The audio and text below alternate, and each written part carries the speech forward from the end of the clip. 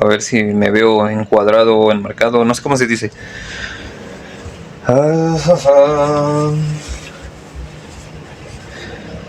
Hola a todos, nuevamente aquí desde el estudio Morfo, que es mi estudio de pintura, pero donde también estoy tratando de educarme en otro tipo de cosas, ¿no? Hace tiempo inicié este proyecto y lo he tenido en pausa por distintas razones, pero bueno, de todos modos voy a tratar de retomarlo y no encontré un mejor tema que abordar el siguiente que voy a presentarles, que viene en el título evidentemente. Y bueno, es un tema que desde hace semanas ha estado mencionado en todos los medios corporativos y también en los medios independientes. Y bueno, en realidad no es que se hable como tal de la obra de One Piece, de hecho eso es lo decepcionante, sino que más bien ha habido un uso político de sus elementos, principalmente de su símbolo, ¿no? Que es el Jolly Roger de los Mugiwara. Y pues se usa como estandarte, o se ha usado como estandarte político, sí, por parte de las generaciones jóvenes, principalmente señalan la generación Z. A mí honestamente no me gusta esto de catalogar las generaciones como lo hacen los gringos, ¿no? Porque las realidades locales pues tienen mucho más variedades que encasillar a todos en una generación, pero bueno, digámosle así.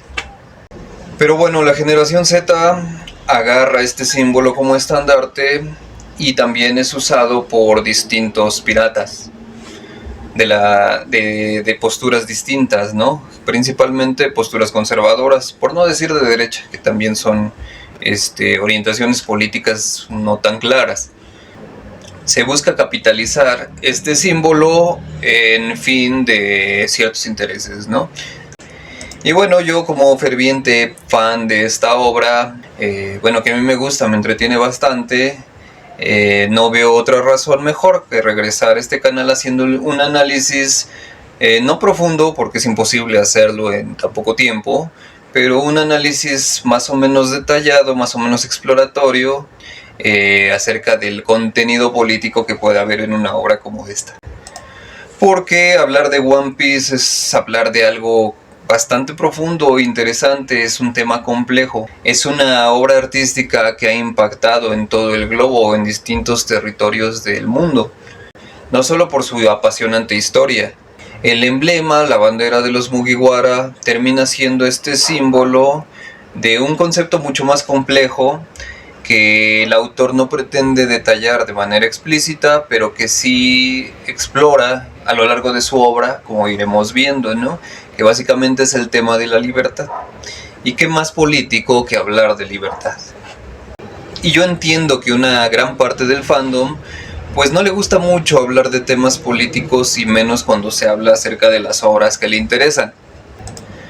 La mayoría dirán que este tipo de producciones pues no son políticas como tal, que no tienen nada que ver con la política, que dejes de hablar de la política, que me estás cansando con tu política.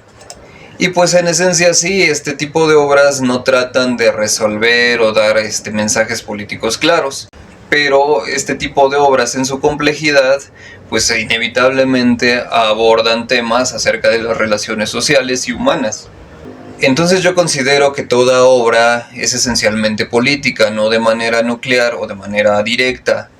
Pero en obras como One Piece, claro que se desarrollan posturas políticas medianamente claras o reconocibles, muchas de las cuales surgen precisamente de la perspectiva del autor, de su relación con el mundo, de su entendimiento del mundo real, por decirlo de algún modo, y tratan de representarlas en la ficción.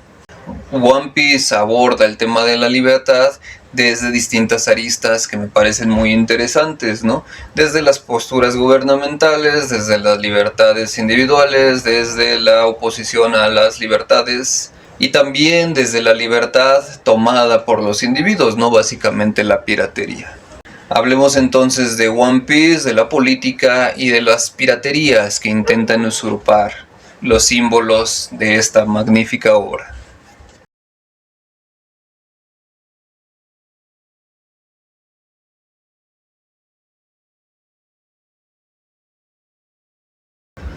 Pues para quienes no conozcan la serie, no voy a detallar la profundidad, pero sí voy a dar spoilers, están advertidos. pues trata de las andanzas de un grupo de compañeros piratas, señalados como Nakama en japonés, liderados por Monkey D. Luffy, un grupo que busca el One Piece. El One Piece es ese supuesto tesoro escondido por el llamado Rey de los Piratas, Goldie Roger, un tesoro que se encuentra oculto en una mítica isla.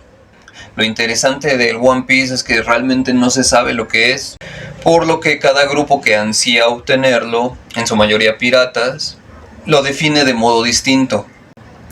En general el One Piece se define como poder, fama y riqueza, ya que quien lo encuentre se convierte automáticamente en el nuevo rey de los piratas.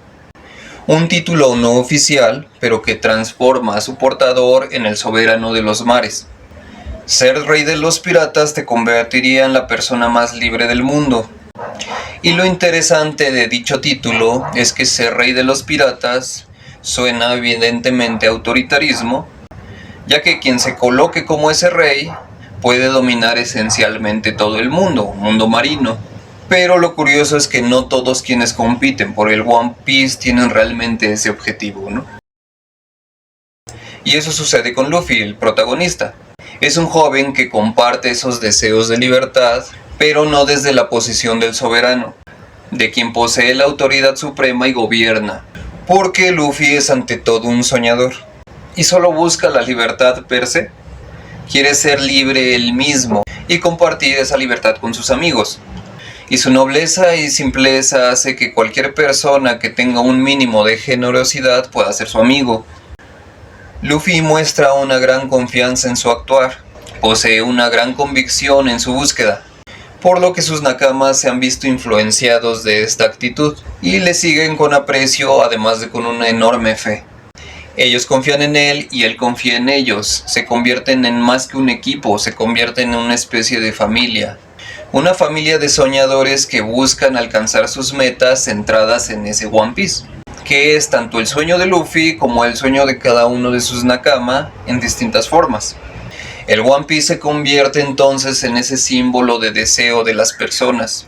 Es esencialmente la libertad a un modo muy personal. One Piece es un tesoro, pero al mismo tiempo representa la libertad, la fraternidad, representa el conocimiento, la memoria, representa la historia, representa la identidad. Y por eso es que el One Piece es muy peligroso. ¿Y para quién es peligroso, me preguntarás? Pues básicamente para el status quo. Porque más allá de que en este mundo existe la piratería donde se enfrentan los grupos más poderosos, lo cual es ya esencialmente una disputa política, existe en este mundo también un actual soberano, que no desea perder su posición de poder, el llamado gobierno mundial.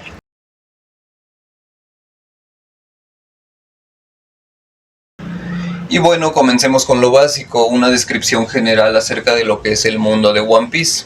Este mundo es conocido como el planeta azul, porque es un planeta eminentemente oceánico, repleto de islas, y que tiene un supercontinente que lo atraviesa de manera meridiana, una especie de anillo que va de polo a polo.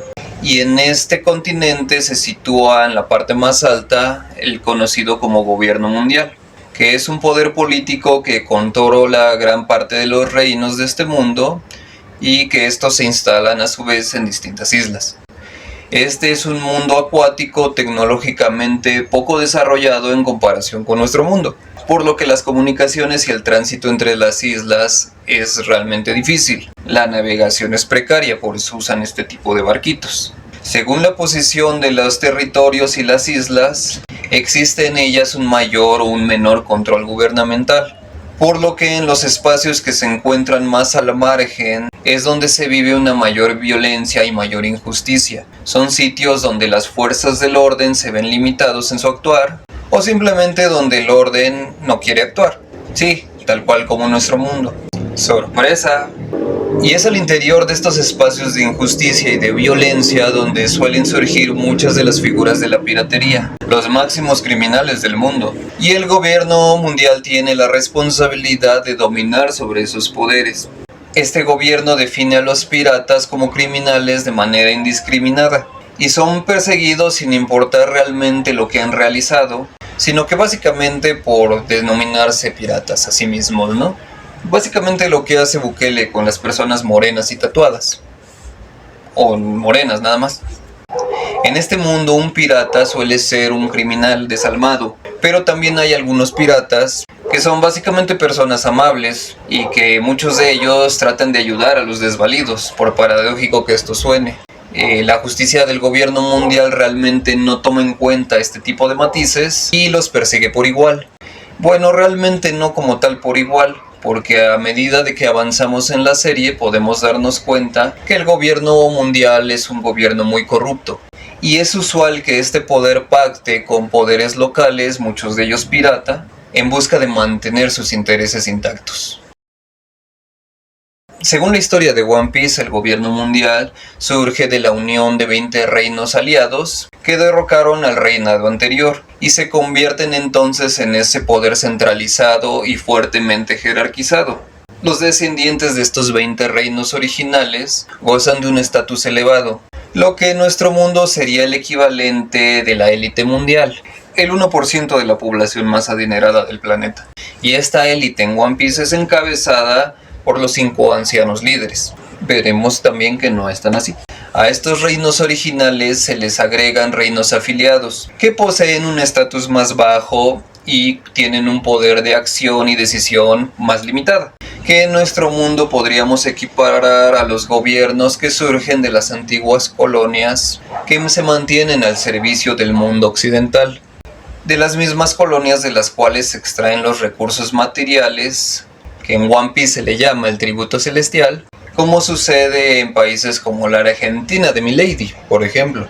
Y por último, también existen reinos no afiliados al gobierno, que en general son víctimas de los poderes ya mencionados.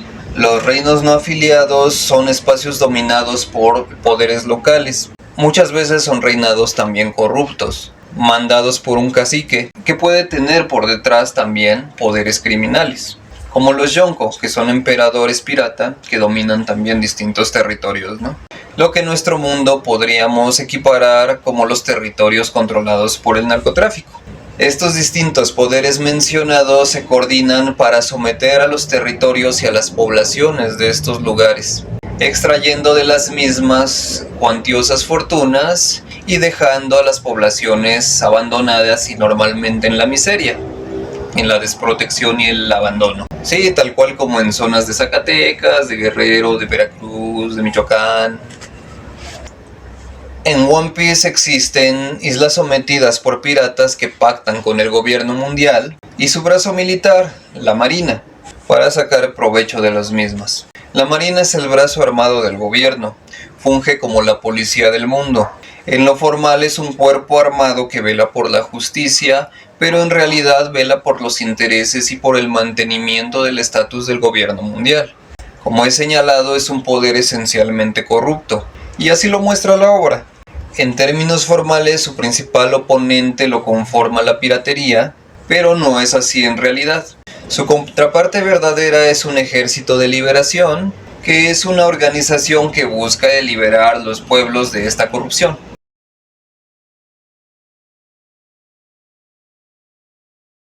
Entendamos al mundo de One Piece como uno fuertemente jerarquizado.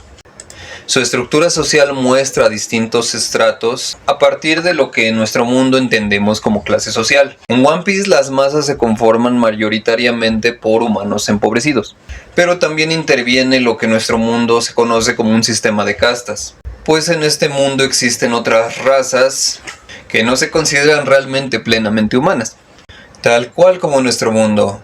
¡Sorpresa!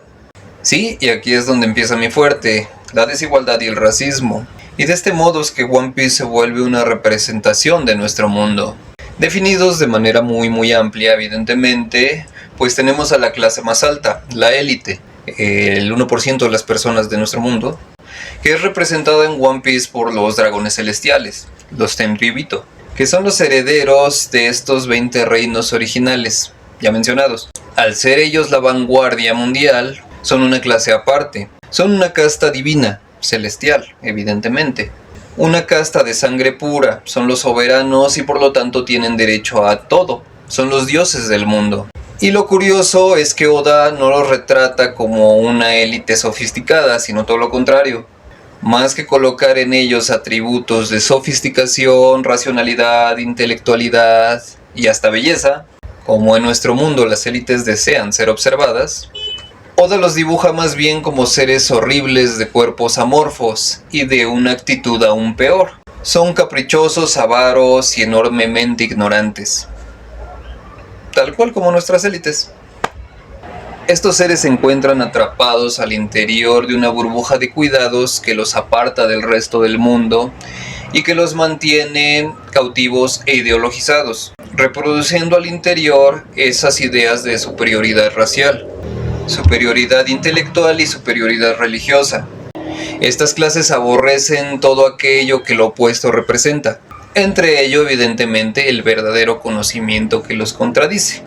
Sí, son como la derecha mexicana. Los dragones celestiales pues se creen divinos y se comportan de esa manera.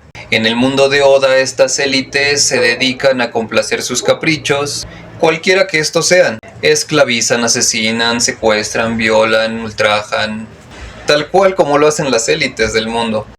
En un peldaño más abajo se encuentran las élites de los reinos afiliados que, contrario a los primeros, algunos de ellos sí logran mostrar signos de inteligencia, de habilidad de gobierno y de empatía por los pueblos, así como también atributos de belleza física. Es una clase elitista pero de segunda categoría y sigue estando subordinada al poder del gobierno centralizado.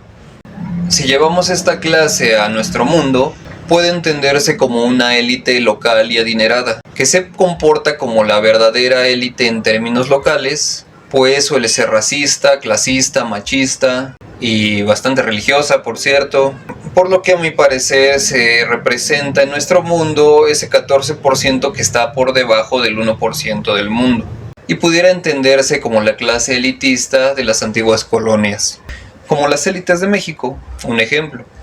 En One Piece, esta clase social también es parte de los reinos de Alabasta, de Rosa y el reino Ryugu, que la serie muestra que son gobiernos no corruptos, pero estos reinados son excepciones a la regla, porque son reinados que precisamente no aspiran al elitismo del gobierno mundial. Y en el peldaño social inferior, donde habría bastantes clasificaciones más hacia abajo, pero no vamos a detallar ahorita, podríamos hacer toda una serie de videos acerca de eso, se encuentran las clases bajas, compuestas en nuestro mundo por estas clases medias y clases pobres, que son la mayoría, ¿no? La población común es la que conforma mayoritariamente a esta clase. Trabajadores, granjeros, empresarios o pequeños comerciantes, pero también de ellas son partes piratas y marinos de baja categoría.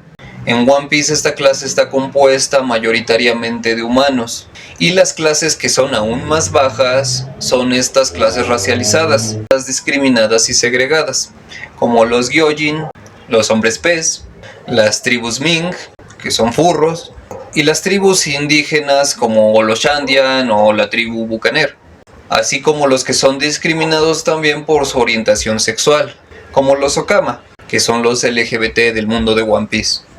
Estos grupos son los más explotados de manera directa. Son poblaciones cautivas que suelen ser no solo extorsionadas por los poderes establecidos, sino también son esclavizadas por los mismos. Y en lo informal pagan también derecho de piso a los piratas que los someten. La explotación humana es muy común en estos sitios. La violencia es cotidiana, por lo que son poblaciones que acumulan tensiones y se aferran muchas veces a ideologías perversas, por lo que en estos espacios han surgido destinos importantes, tanto piratas como también marinos, pero también de ahí han surgido los movimientos revolucionarios.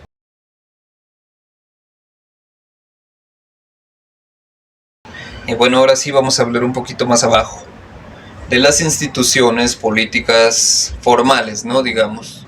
La Marina es básicamente el brazo armado del gobierno mundial y es el encargado de regular la conducta de los subordinados.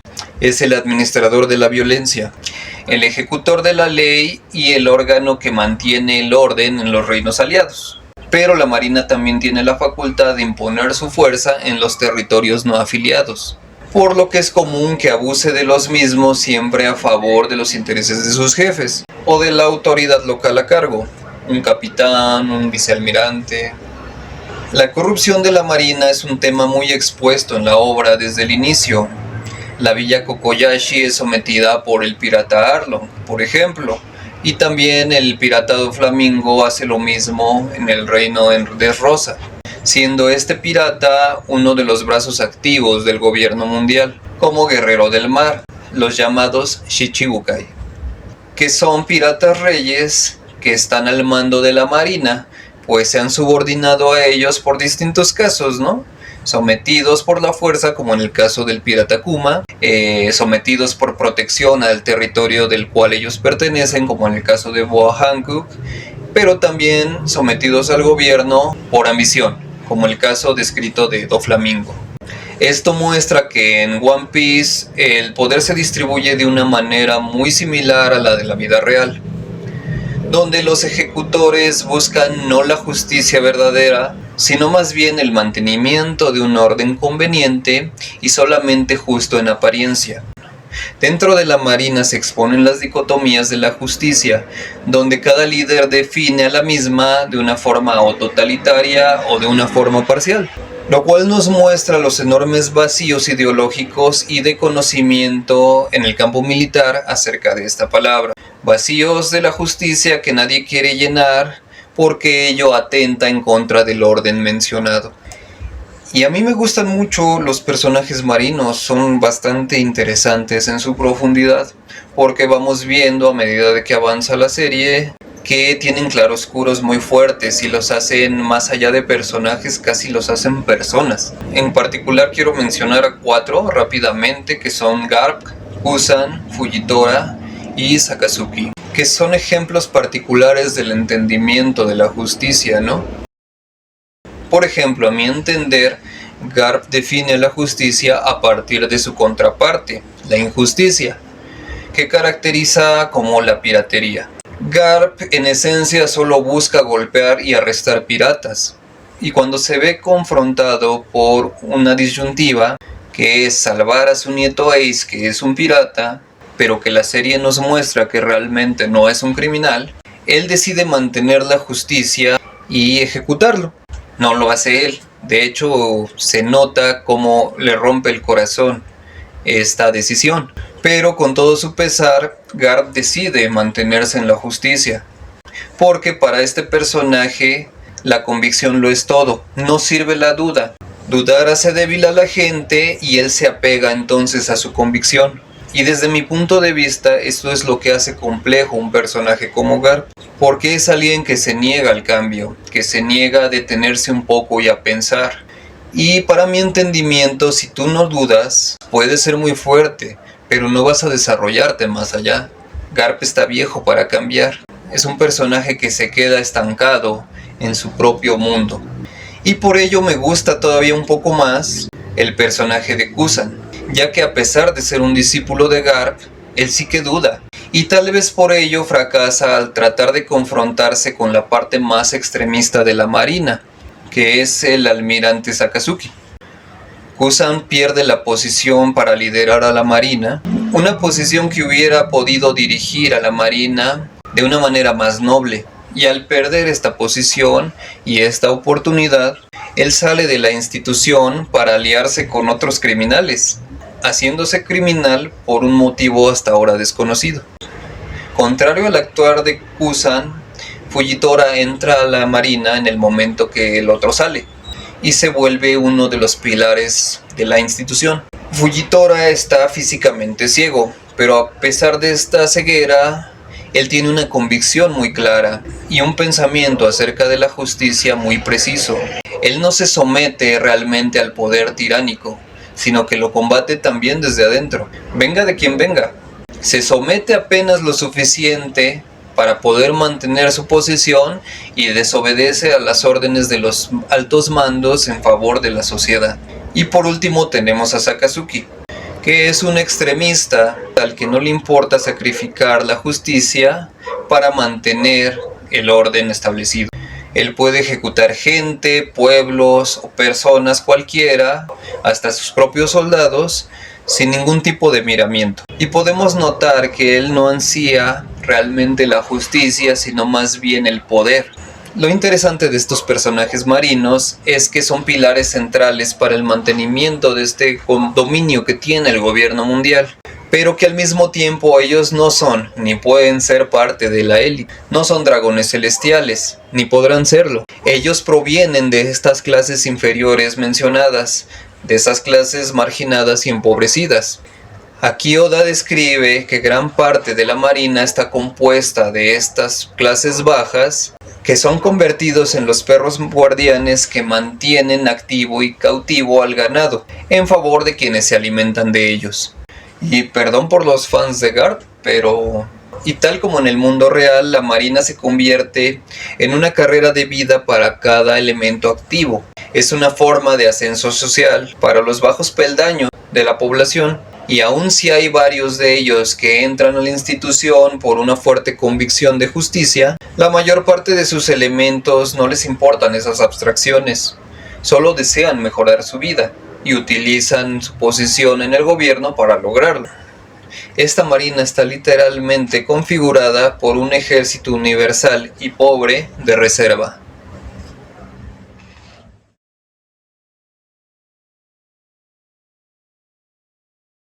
Los revolucionarios de One Piece surgen de las clases más bajas y oprimidas. Son los sobrevivientes de la esclavitud, la gente discriminada, como las razas inferiores y los Okama, pero son liderados por una persona que nace al interior de la institución de la marina, Monkey D. Dragon, el hijo de Garp, quien al ser testigo de las prácticas genocidas de los jefes de la marina, prefiere desertar y trata de ayudar a las personas vulnerables. El ejército revolucionario busca liberar a los pueblos de la opresión y la tiranía del gobierno mundial y de su marina.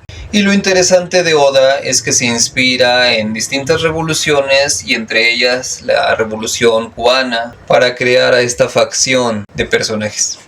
Dragon y sus aliados son una fuerza muy menor en comparación con el poder del gobierno mundial, por lo que su acción no es directa, sino más bien indirecta, una guerra de guerrillas. Ellos avanzan lentamente liberando a distintos pueblos de gobiernos locales, sin confrontarse directamente al gobierno, que no tiene solamente el poder de la marina, sino, como he señalado, también el poder de la piratería.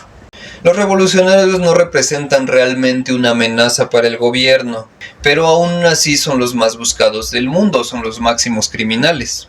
¡Qué raro! Y esto hace un símil directo con nuestro mundo, donde asociaciones y activistas sociales tienden a ser las mayores amenazas de los poderes políticos, empresariales y de los poderes criminales. Y por lo tanto, gobierno y empresas utilizan a esta fuerza oculta, el crimen organizado, para desaparecer a estas personas incómodas, que no buscan otra cosa más que justicia real en sus pueblos. Es un gran ejemplo acerca del necrocapitalismo de Membe.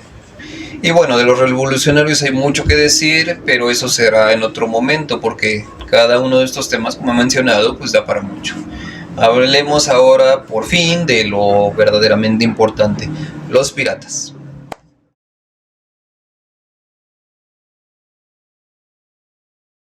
Y por último, esta división política del mundo de One Piece, tenemos a los grupos de piratas, conformados por ese sector que en lo formal se revela a ese orden mundial, no desde una convicción política, como en el caso de los revolucionarios, sino más bien por una convicción propia, los deseos de libertad, que pueden o no empatar con las conveniencias del gobierno. Por lo que algunos de estos piratas se vuelven aliados del gobierno y otros sus opositores. ¿Cuáles creen que sean sus aliados y cuáles sus opositores? El gobierno coopta piratas para mantener un mayor orden en los territorios al margen. Y este brazo criminal pues domina estos territorios sin ley o imponen otra ley a la ley local. Es el crimen organizado que asedia a los pueblos, imponiendo miedo que genera recursos en beneficio de ellos y de sus jefes. Como mencioné, en nuestro mundo es un símil con el narcotráfico mexicano, por ejemplo, dirigido a los intereses del capital de los establos hundidos. Y no solo son los Chichibukai mencionados los que respalda el gobierno, sino que tenemos todavía piratas de mayor peso, como los piratas Kaido y Big Mom, que son piratas emperadores que dominan distintos territorios y reinados. Estos dos Yonko, que forman parte de los 4 emperadores, no son como tal aliados del gobierno mundial porque no tributan para el gobierno, pero sí son poderes necesarios para el control social y el desarrollo del crimen en distintos territorios. También porque permiten el tráfico. No solo mantienen el control de territorios, sino que trafican armas, violencia a otras latitudes, donde el control o la inestabilidad es necesaria. Y entre estos yonkos también existen otro tipo, que son los que por fin quería mencionar desde el principio, ¿no? Hay otro tipo de piratas que no se doblegan al poder, sino que su espíritu de libertad es bastante fuerte, es muy firme. Dentro de los Yonko tenemos 2 ejemplos, que salen del esquema de la piratería criminal. Son el caso de Akagami y Shirohige, unos de mis favoritos personajes. Estos 2 Yonko son piratas que se imponen en sus territorios como emperadores, pero no para controlar y explotar estos territorios, sino más bien para liberarlos de poderes gubernamentales y de otros piratas. Estos emperadores se convierten en los soberanos de sus territorios, su emblema se respeta, y con ello también a su gente, por lo que son un contrapeso en contra del poder mundial. Y aun si estos pueden tener una especie de simpatía con los libertadores del ejército revolucionario, estos piratas son otra cosa. No buscan ir más allá, no están en contra del gobierno, no buscan confrontarlo ni buscan derrocarlo, por supuesto, sino que se mantienen al margen, protegiendo a su gente y solo confrontándose con ellos cuando se genera una disputa, como en el caso de la captura de Ace, el comandante hijo de Shirohige, donde se inició la guerra en la marina. Y bueno, el último caso a mencionar en esta revisión simplista, y muy larga, ya me tardé bastante, es el caso de Monkey D. Luffy, el hijo de Dragón y el nieto de Garp. Luffy es un pirata como lo fue Ace, uno que en su travesía en busca del One Piece se confronta con otros líderes y reyes pirata y con distintos gobiernos locales corruptos, y en su confrontación consigue liberar a los pueblos de la opresión de esas tiranías y coloca su bandera en estos territorios como símbolo de libertad. Es de ahí que se vuelve un emblema de la libertad y de ahí que los jóvenes ocupen este tipo de símbolos. Esta liberación de los pueblos no la hace por un sentido formal de justicia, sino por un ideal particular, su propia noción de libertad. Él desea ser libre y no puede serlo si nadie a su alrededor lo es, por lo que en cada isla se dispone a repartir chingadazos a quienes no le permiten ser libres, él o a sus amigos. Luffy desea ser la persona más libre del mundo y desea que todos a su alrededor lo sean, que puedan pasar un rato alegre, festivo, repleto de comida, una parte esencial en su forma de ser. Luffy es otro tipo de sujeto político, que no lo es directamente, pero su voluntad choca directamente con el dominio del gobierno mundial y por ello se vuelve cada vez un peligro más grande para el gobierno, para la marina y para los piratas déspotas. Y esa es la explicación de por qué en las protestas mundiales de la generación llamada Z se exhibe tanto el Jolly Roger de Luffy como el símbolo de la liberación. Sí, no estoy explicando nada nuevo, lo sé.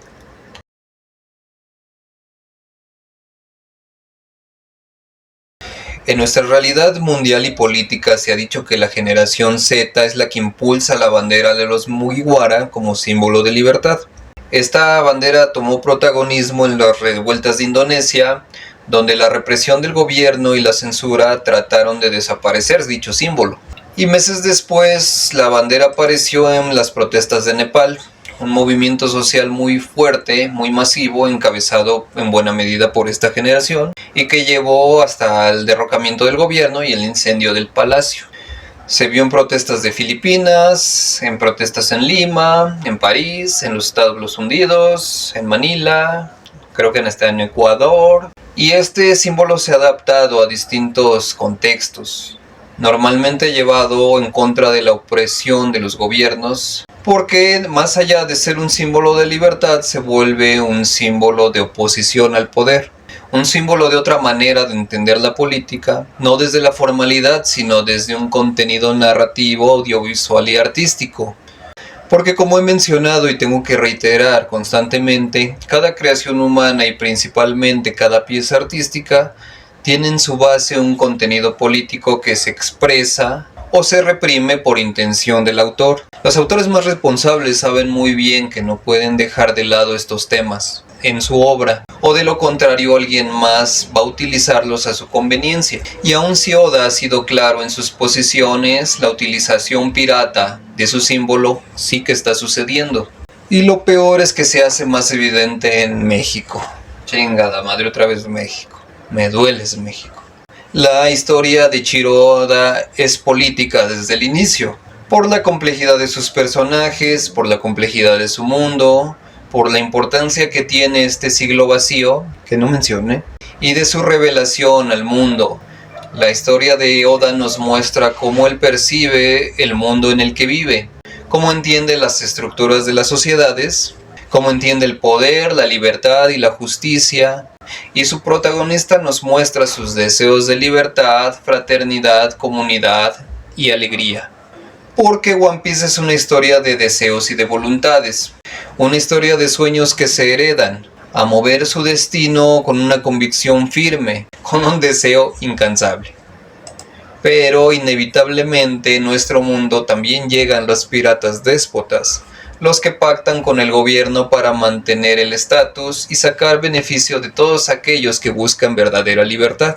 Y tal como en el manga, en México vemos cómo el opresor se disfraza de liberador para manipular a las masas a partir de la propaganda discursiva, del engaño y de la tergiversación de la verdad. En los últimos años hemos notado cómo la palabra libertad ha sido secuestrada desde la política formal. En los medios de propaganda, hablar de libertad es referirse al mercado capitalista y su libertad de oprimir a las personas en pro de su particular desarrollo. La libertad está siendo corrompida por los viejos nuevos mal llamados libertarios, que enarbolan su pseudoanarquismo capitalista en busca de la libertad del capital para imponer su mando. Es la libertad del empresario para explotar a la gente, la libertad para empobrecer a las mayorías, la libertad para el resto del mundo de que podamos morir de hambre. Y en México se gesta una marcha con este emblema, de una supuesta generación Z, con la insignia de los Mugiwara como símbolo, pero es un movimiento infiltrado por otras generaciones y otras clases sociales, por otros grupos políticos que al perder el poder central del gobierno local, pretenden desestabilizar un régimen nuevo, que a gatas ha logrado resarcir algunas deudas sociales e históricas. Le falta mucho por hacer, porque a mi parecer el gobierno mexicano actual sigue siendo muy deficiente, pero es indudablemente mejor que los gobiernos anteriores a 2018, y los datos lo muestran. Pero aun si nosotros tenemos datos, conocimiento y voluntad, los piratas corruptos se mantienen en la propaganda de mentiras. Quieren el poder y no les importan los medios para conseguirlo. Esta gente utilizada se comporta directa e indirectamente a la altura de sus dueños. La élite mundial, los Tenryubito, la élite nacional, reinados locales de piratas que tributan a los dragones celestiales, estúpidos, ignorantes, muy resentidos, llenos de violencia y odio. Más allá de las generaciones, los jóvenes adultos, quienes conocemos y amamos la obra de Oda, estamos siendo infiltrados por ese grupo de conservadores, de reaccionarios, ideologizados y de supremacistas, violentos y muy adinerados, que es su máxima carta.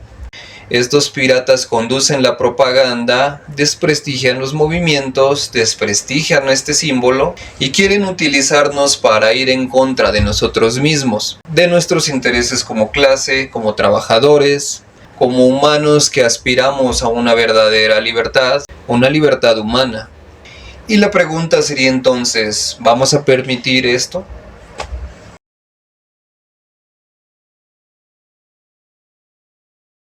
Pues yo digo que no. No podemos permitirlo. Y con esto no quiero decir que tú, como otaku flojo que no se baña, te alistes para salir a las calles y protestar. Esta es una forma central de hacer política, pero no es para cualquiera. Lo que quiero que se entienda más bien es que hay momentos donde necesitamos definirnos bien, dentro del mundo y para el mundo. No necesariamente gritándolo los cuatro vientos para ser escuchados por todos, sino más bien necesitamos decírnoslo a nosotros mismos. Una definición particular e íntima que muy pocos realizan. Porque es necesario entender cómo obras como One Piece o cualquier producto artístico tiene un discurso político central, y es importante tener la capacidad de entenderlo, o lo van a tergiversar. Porque he encontrado muchos jóvenes y viejos que aman obras como esta, o como Star Wars, o como X-Men, y muchos de ellos las malinterpretan. Muchos no tienen la capacidad de leer el verdadero discurso y se enojan si alguien les señala hasta las cosas más obvias. Considero que tanto consumidores de arte como aquellos que crean arte deben tener claras sus ideas políticas, porque ni artistas ni consumidores viven en un mundo ajeno a los conflictos. Nuestra apatía y nuestra antipatía facilita las cosas para los piratas que desean dominar nuestros territorios, y lo hacen por mandato de un gobierno corrupto y fascista. Es bien fácil decir que no hablemos de política, pero todo lo humano es político. Toda obra tiene en su centro elementos políticos porque toda obra retrata contactos humanos. Dejemos de entender a la política desde un nivel partidista, que es más bien despreciable para la mayoría, y más aún si nos encontramos en un sistema electoral que semeja más a un circo, y entendamos a lo político como lo retrata esta obra de One Piece. Y desde la misma obra podemos pensarnos a nosotros mismos. El arte nos ayuda a eso, a colocarnos dentro del mundo. Nos ayuda a entender qué posición podemos asumir, si como marinos, como revolucionarios o como piratas. ¿Qué tipo de pirata soy? ¿Qué tipo de ideales tengo? ¿Qué aspiraciones pretendo y por qué esas y no otras? Sería más fácil decirles que sigan adelante sin dudar, pero la fe no puede ser ciega, o cometeremos el error de Garp, llamarnos justicia sin ver que nuestro uniforme se encuentra manchado con sangre inocente. ¿Vamos a seguir defendiendo a los Tenryubito? ¿Vamos a dejar que otros piratas hablen por nosotros? ¿Vamos a seguir creando contenido de One Piece, creando teorías locas, fumadas, todo gracioso, y dejando la palabra central, la palabra libertad, como si fuera un mero accesorio? Y repito, no estoy diciendo que hagan nada más allá de pensar. Y bueno, yo por mi parte voy a tratar de que la ultraderecha global y nacional deje de ensuciar nuestro emblema. Ok, no es mío, pero yo lo siento mío. Y por eso hago este tipo de videos, este tipo de contenidos. Un video que el algoritmo pues no va a impulsar, evidentemente. Y así que si llegaste hasta aquí, escuchaste todo, pues te agradezco bastante. Comenta algo que tengas en mente y comenta también tu edad, está interesante saber de qué generación eres. Y tengo varios pendientes aquí en el canal que estaré subiendo, espero que pronto. Me esforzaré por hacerlo más rápido. Entonces, bueno, pues da like, comparte, comenta acerca de esta hermosa obra del mundo de One Piece. ¿Qué te parece? ¿Qué te hace sentir? Y bueno, es todo. Así como era. Sígueme, si no por gusto o empatía, al menos por ese sentimiento gregario que tenemos todos como especie. Adiós.